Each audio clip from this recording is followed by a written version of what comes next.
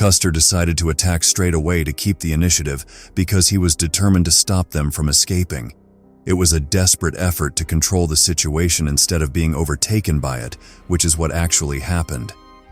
Custer's approach to battle was consistent with this mindset. He believed that decisive charges from multiple directions would always lead to the enemy's defeat.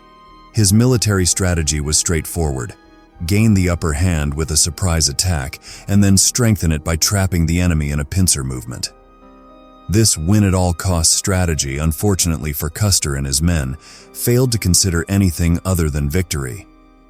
If Custer had been in Reno's position, his tactics might have succeeded. However, Reno was not reckless. His leadership style did not involve diving into danger without regard for personal safety. Custer was a poor leader because he expected others to share his aggressive approach to combat, which was unrealistic.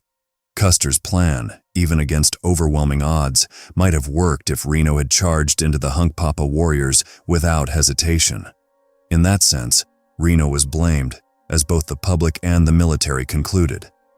But Reno was not Custer. He lacked the boldness and single-minded drive to charge without considering consequences other than victory. Custer put Reno in a stressful situation that Reno, and likely most other officers, could not handle, resulting in hesitation and retreat instead of a charge. Reno dismounted his men to form a skirmish line instead of charging through the encampment, losing any initiative and momentum that might have helped against overwhelming odds.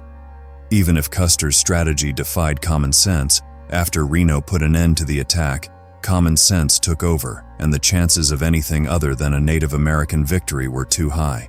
Unlike Crook a week earlier, Custer either didn't understand or refused to acknowledge what was actually happening. Crook managed to retreat under covering fire from his Crow auxiliaries, but Custer was caught in the middle of a bold, multi-pronged attack. If it had succeeded, it would have been hailed as a stroke of genius. However, once the momentum was lost, his divided forces became vulnerable to being picked off one by one. It's notable that Benteen and Reno managed to salvage their positions while Custer did not. They adapted to the adverse situation, creating a makeshift defensive position on a hill that required a disciplined assault to be overrun. Throughout the history of the West, such defenses often held out against Native American attacks until the attackers ran out of energy, as happened on June 25th and 26, allowing Benteen and Reno to survive. Unfairly, Custer is frequently depicted as an egotistical monster. While he certainly had supreme self-confidence, his greater flaw was his inability to relate to other soldiers and officers. His charisma might have carried him through in a battle, but his poor motivational skills in everyday army life and poor judgment in dealing with others alienated everyone except his superiors. To understand why Custer was chosen to lead the 1876 expedition in the Northern Plains, we need to consider what his superiors wanted. Custer was a man of action, and they were looking for action. Although the official reason for the expedition was to encircle the Lakota and Northern Cheyenne and force them onto reservations, the true aim was to defeat them in battle. Custer was the perfect candidate for Sherman, Sheridan, and Terry because they required someone who would not hesitate to stop the hostiles from escaping. The campaign strategy was based on the idea that by attacking villages and destroying homes and possessions, the Native Americans would be worn down into submission. The generals chose Custer expecting him to achieve victory, but when the campaign failed, they made him the scapegoat.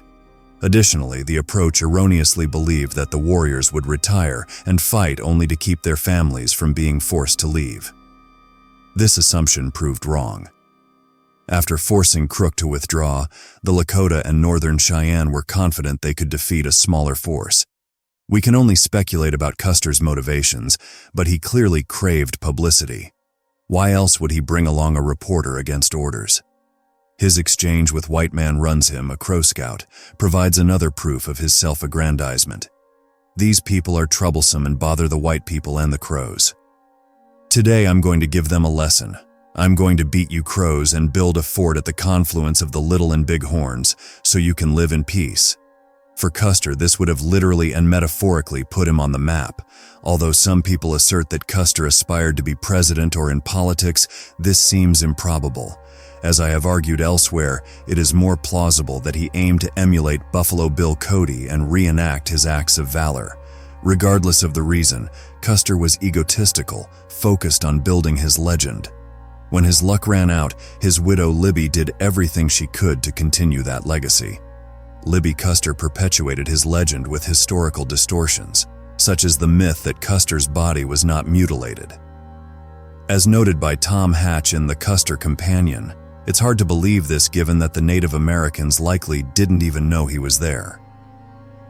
Another misguided explanation comes from Mari Sandoz, who theorized that Custer took a Cheyenne bride during his campaign, as discussed in her book Crazy Horse. History often misleads because it relies on the interpretation of imperfect evidence. In Custer's case, the most accurate conclusion is that he simply ran out of luck. His limitations finally caught up with him. He was neither a maniac nor stupid. Custer's egotism often led to unreasonable behavior, alienating those around him. His simplistic approach to military success left no room for anything but victory, so when victory became impossible, he had no way to save himself or his men. Custer's superiors were well aware of his ego, but they also knew he was fearless and charismatic in combat. After the fact, claims that Custer disobeyed orders exploited the ambiguity in Terry's instructions, shifting the blame onto Custer instead of those truly responsible, those who appointed him. Generals Sherman and Sheridan desired to duplicate this method in the North after witnessing its effectiveness in the Southern Plains, with Mackenzie's attack on the Kiowa, Comanche, and Southern Cheyenne at Palo Duro Canyon. They chose a leader who would boldly attack without hesitation and who had the confidence to strike quickly enough to prevent the Native Americans from escaping. Custer was their choice. While Custer's inherent flaws contributed to his downfall, the survival of Benteen and Reno suggests there were additional factors at play. One claim made afterward was that the Native Americans had superior weaponry, which was untrue. Although some had repeating rifles, their collection of arms was varied and improvised. In contrast, the troopers had the latest Springfield carbines. These single-shot rifles were easily reloaded by ejecting the shell at the breech and inserting another cartridge, which should have been straightforward. The real problem lay in the lack of practice with these rifles, especially in adjusting the sights for different ranges. Initially, the troopers fired from a distance, but evidence shows that once the engagement moved closer, they overshot their targets. Their fire was ineffectual since it was passing over the fighters' heads. Reports from the village, such as those from Hunk Papa's Moving Robe and Pretty White Buffalo, noted bullets shattering and rattling through the teepee poles. Although these observations were from the Reno fight near the village, it's reasonable to assume this mistake occurred throughout the Battle of the Little Bighorn.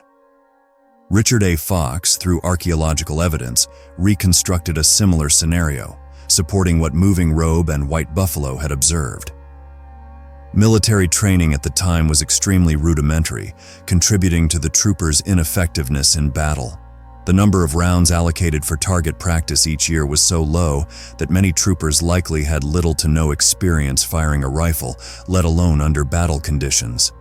In the chaos of combat, it was unlikely that individuals would remember to adjust their sights, and with weak leadership, it was improbable that clear commands to do so were given.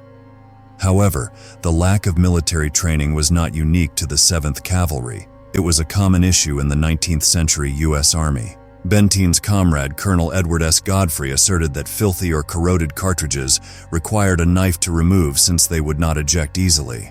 However, the facts do not provide substantial support for this claim. Very few of the Springfields that were found had any indication of these issues. Merely 3 out of every 80 cartridge cases in the Custer sector of the conflict displayed signs of scratching.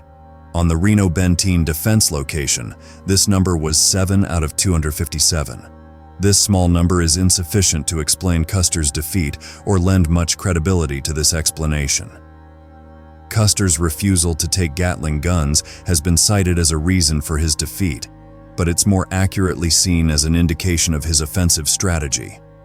Custer saw no use for the Gatling guns, as they would be ineffective against a Native American village, which was not a fortified military position, but a collection of civilian residences likely to be abandoned at the start of hostilities.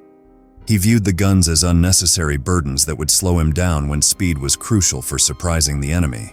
During the Battle of Adobe Walls in 1864, Gatling guns had prevented Carson's forces from being wiped out. However, Custer had no plans to adopt a defensive strategy and would not have known how to use them effectively even if he had. General Nelson A. Miles remarked that he was not surprised Custer declined to take them, citing their usefulness. "They are worthless for Indian fighting." The troops were exhausted from their forced overnight march, but this was the case for all the men, not just those under Custer's command. It appears that within the two detachments under Custer, one group rallied and acted heroically, while the other fell into complete disarray. This disparity may explain the conflicting Native American accounts, which some have used to question their reliability. The tired condition of the troops contributed to their defeat, but it was a relatively minor factor, one that could have been overcome with better leadership and strategy. The fact that after Custer's 5 troops were annihilated, the Native Americans who returned and engaged the 7 remaining troops were repelled indicates that the force was sufficiently strong had they acted together in unity. No commanding commander can win a battle if 7/12 of his command are still outside the fight when his rifle shots are heard, said General Nelson Miles. If all forces had attacked as a unified whole, Custer might have had a chance of prevailing, despite the overwhelming odds. This unity would not only have leveraged their numerical strength, but also scattered the warriors, who would struggle to protect their families. Custer's military strategy always involved charging at the enemy, preferably from multiple directions, a tactic he was likely to employ despite its later apparent recklessness. Reno's charge lost momentum. Custer was delayed in finding a river crossing point to synchronize with Reno's attack, and Benteen's force was not effectively utilized. Benteen did not actively engage the enemy because he lacked clear orders on when and where to attack. He was simply instructed to move south and southwest and engage any Indians encountered. Colonel Edward S. Godfrey, who was with Benteen but not present during the battle, later attributed blame to Reno's retreat from the trees based on a conversation he had in 1886 with Chief Gall. Benteen believed that if Reno had not retreated, the Indians would have been forced to withdraw when faced with fighting both Reno and Custer simultaneously. In making this assumption, Godfrey seemed to presume that the U.S. Army could have defeated the Native Americans if tactical mistakes had not occurred. In my view, the worst-case scenario would have been that more troops might have survived if they had been led to defend cohesively as a group. The best-case scenario would have been for sheer momentum to carry the day. Unfortunately, Reno's hesitation caused the loss of momentum, and Custer's forces were not adept at defensive tactics. It's clear that Custer's primary concern at the time was preventing the Indians from escaping. This fear was shared by the entire U.S. Army, as their multi-pronged approach was specifically aimed at preventing Indian withdrawal. It's important to note that the Army was deliberately attacking civilian encampments, based on the belief that warriors prioritize the safety of their families over engaging in direct combat. This strategy had proven successful in the recent Red River War in the Southern Plains, which had ended in victory only about 18 months prior. While General Terry commanded Gibbon's forces alongside his own, he effectively delegated command of his own forces to Custer. Meanwhile, General Crook's force operated independently from the other two, which may have been a significant weakness in the campaign.